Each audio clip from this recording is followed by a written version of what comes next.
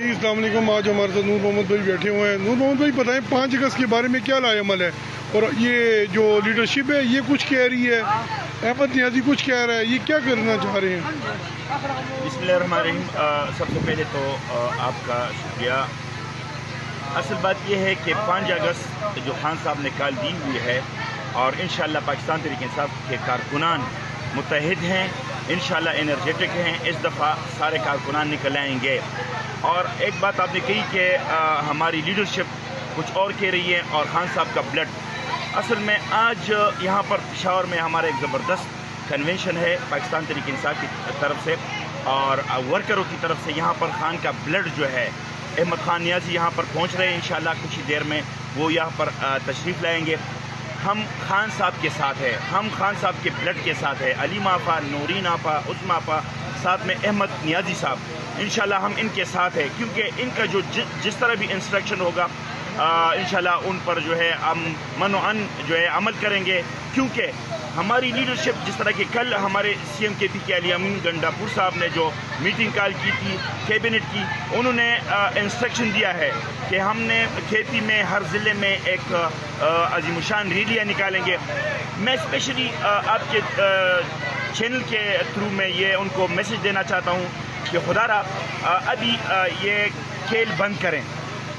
کیونکہ خان صاحب نے جو کال دیا ہے, ہم نے جانا ہے اڈیالہ جیل, ٹھیک ہے, اور یا جو روٹس ہیں پنجاب جاتے ہیں, جس طرح اٹک پل ہیں, جس طرح کے ڈی خان کی طرف سے جو راستہ جا رہے ہیں, جس طرح کے سی پیک روٹس ہیں, تو اس روٹس کو جو بلاک کرنا ہے وہاں پر بیٹھیں گے اور ان جو سہولتکاروں کو صحیح طریقے سے ان کو اپنا آئینہ دکھائیں گے کہ پاکستان کا جو مستقبل ہے وہ عمران خان کے ہاتھوں میں ہے.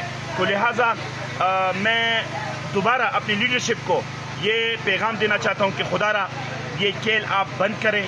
خان صاحب کا جو آرڈر ہے, خان صاحب کا جو اعلان ہے, اس پر من و عن عمل کریں. کیونکہ خان صاحب ہی پاکستان کا مستقبل ہے اور انشاءاللہ ہم جائیں گے اور اڈیالہ جیل تک جائیں گے انشاءاللہ.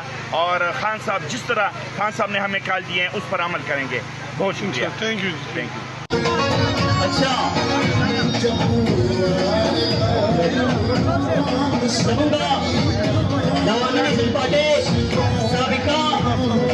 سینئر نائب صدر اور تحریک انصاف زور کرو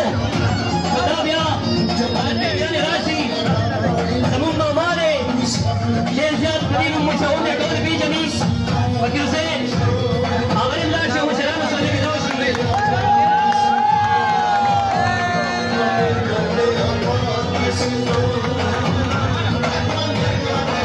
موجودہ سینئر نائب صدر عوامی نیشنل پارٹی یونین کونسل 37 آصف خاتم درخواست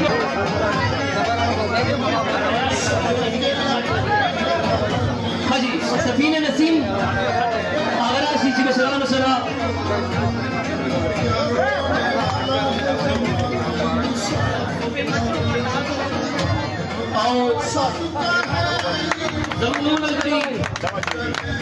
زر امیر سے مہربانی کو ٹائم نہیں لگتی زر راشی کو کئی بسر کی اصغر حبیب زمونگا دا ضلعی صدر آغا سنے کینڈیڈیٹ عرفان سلیم بھائی دا خوش آمدید. عرفان بھائی لگ جلتا ہوا. عرفان بھائی منٹ لپارو شارٹ لپارو والا جب آپ کو امور ٹیم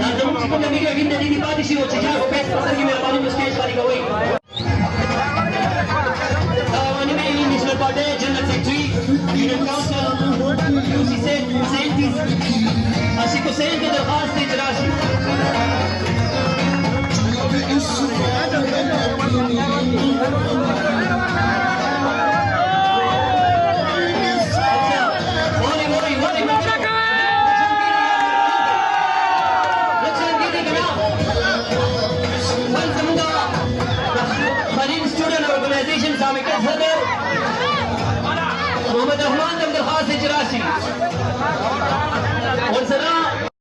خصوصاً د ډاګ یونین کونسل نه چې زمونږ د تیرونه کم میلمانه راغلي دي او ټولو میلمنو ته په سټیج باندې ناست ټولو میلمنو ته په جمع السلام علیکم.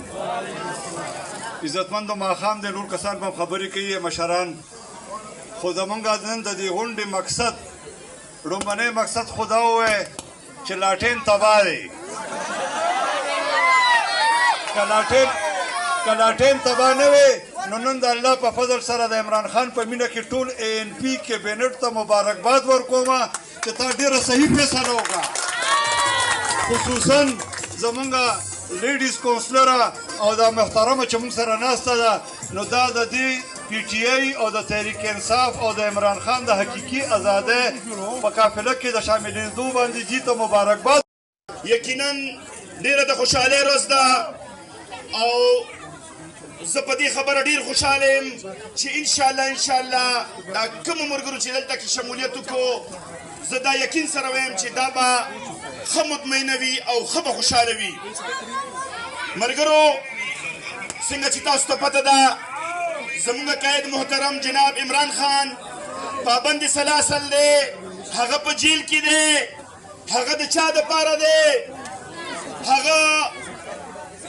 ټوله زندگی د دې وطن دپاره قربان کړه او هغه چې نن کوم په مشکلاتو دی په کومو مشکلاتو کې چې دی نن هغه د چا دپاره دی هغه ستا او زما د بچو دپاره دی هغه دپاره هر څه ډېر دي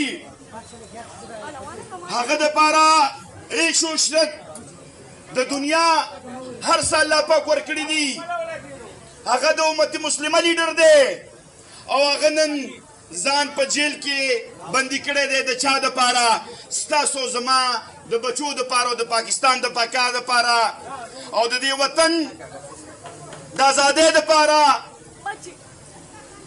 ملګرو